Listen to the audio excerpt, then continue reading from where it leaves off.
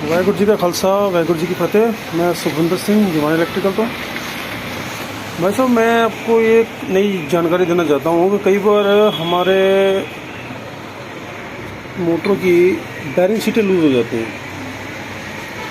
और bearing seat जब loose हो जाती है तो क्या होता है कि हम जब बैरिंग सीट बनवाने जाते हैं तो जिस भी खरादी के पास जाते हैं वो ज़्यादातर बैरिंग सीट से, ये जैसे ये बैरिंग सीट है यहाँ से पकड़ लेता है रोटर को, उसके बाद वो बैरिंग सीट बना देता है। उससे क्या हो जाता है, कभी कभी बैरिंग आउट चलता है आगे वाला, जैसे ये देखिए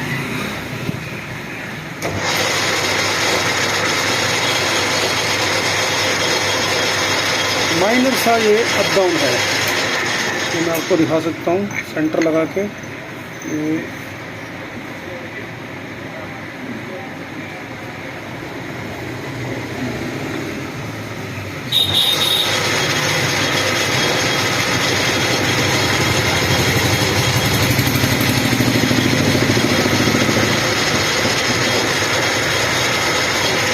तो शाफ्ट पे जब ये पीछे बैरिंग सीट पकड़ के आगे सेंटर भी नहीं लगाते हैं, उसके बाद बैरिंग सीट बना के दे देते हैं, उससे क्या हो जाता है, कभी कभी प्रॉब्लम आ जाती है, बैरिंग हमेशा आउट चलता है। जैसे हमारे यहाँ जो बनता है सेंटर टू सेंटर बनता है। इधर सेंटर लगाया तो देखिए इसे सेंटर बोलते हैं, ये जॉब कैरियर है। और ये देखो जिसे हमने ओके किया है बिल्कुल शाफ्ट इस सेंटर लगा हुआ लेथ मशीन पे। और ये हमने इसे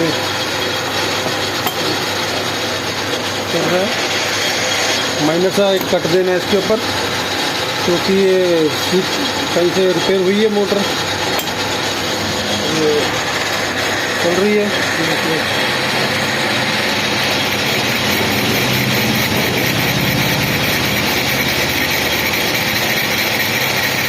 रोटर थोड़ा सा टेढ़ा कर दिया है, बिल्कुल उसके हो जाएगा माइनर सा कट, ताकि रोटर लग के ना चले। ये रोटर थोड़ा सा उसमें लग रहा था वाइंडिंग फील्ड में,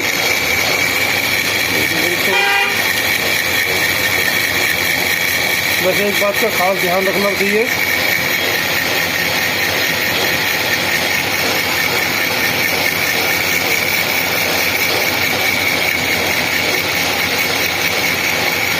कि रोटर और स्टेटर के बीच में ज़्यादा गैप ना हो। कई बार क्या होता है, कहीं रिपेयरिंग करवाने जाते हैं वो बहुत मोटा कट उतार देते हैं, उससे क्या हो जाता है बीच में ज़्यादा गैप आ जाता है, और गैप आने से क्या होता है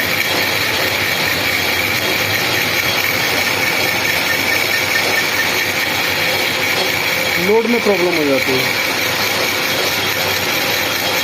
तो गलत होता है, इसमें 0.5 का गैप होना चाहिए। जैसे हमारे वाइंडिंग में 7 नंबर पेपर, 5 नंबर पेपर और 10 नंबर पेपर होता है, तो कम से कम गैप होगा तो उतना बेहतर चलेगी, उतना ज़्यादा अच्छा लोड लेगी मोटर। ये मैंने आपके साथ जानकारी शेयर की है, ये और तक पहुँच सके, इसलिए आप हमारा साथ दीजिए।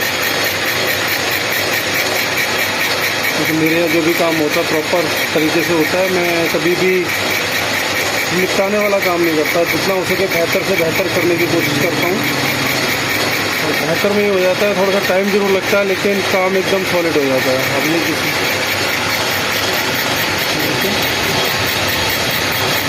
तो माइनर से जहाँ से रोटर में थोड़ी सी प्रॉब्लम है वहाँ पे रोटर बिल्कुल एकदम सीधा हो गया।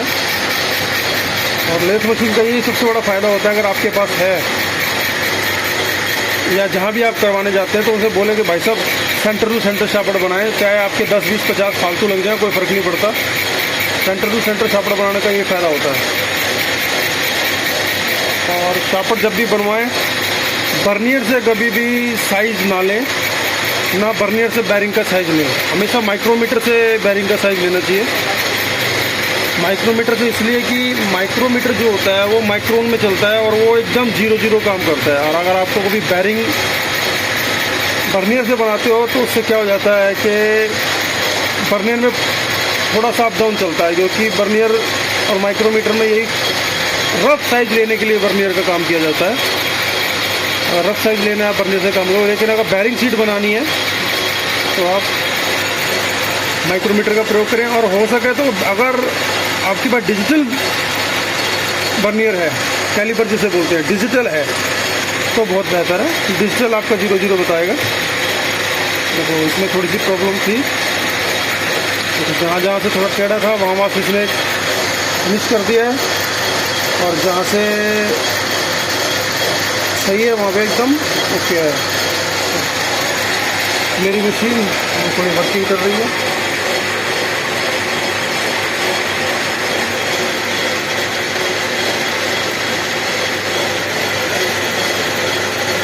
मैक्सिमम स्पीड दे रखी है। थोड़ा सा मेरी मशीन में प्रॉब्लम आ गई है, इसका एक गियर ख़राब हो गया है जिसकी वजह से आवाज़ आ रही है, और 1-2 दिन में रिपेयर होएगी।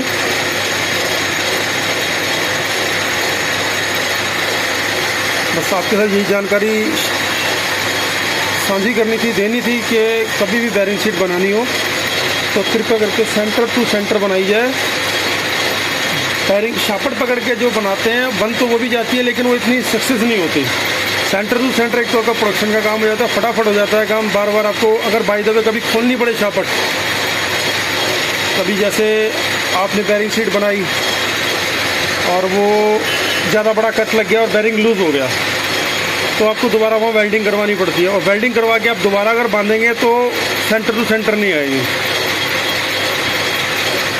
क्योंकि लेथ मशीन में जब चक्के में आप दोबारा शापट बांधेंगे सेम वो पोजीशन पे दोबारा नहीं आएगी, बहुत टाइम लगता है। अगर सेंटर टू सेंटर होगी तो फटाफट, अगर आपकी bearing sheet by the way loose भी हो जाती है तो आप उसे फटाफट सेंटर से उतारें और वेल्डिंग के टाँके से इसका माल भरें और दोबारा सेंटर लगा के और उस पर कट मार दें। तो ये जानकारी मैंने आपको देनी थी। ये देखिए इसमें जितनी प्रॉब्लम थी, सिर्फ आगे फ्रंट के हिस्से में प्रॉब्लम थी, जो ये है यहाँ तक। इसके बाद बिल्कुल ओके है, बिल्कुल 0-0 एकदम बाहर हो गया। ओके जी, धन्यवाद। अगर मेरी जानकारी आपको अच्छी लगे तो उसे लाइक करें, शेयर करें और मेरे चैनल को सब्सक्राइब करें। धन्यवाद।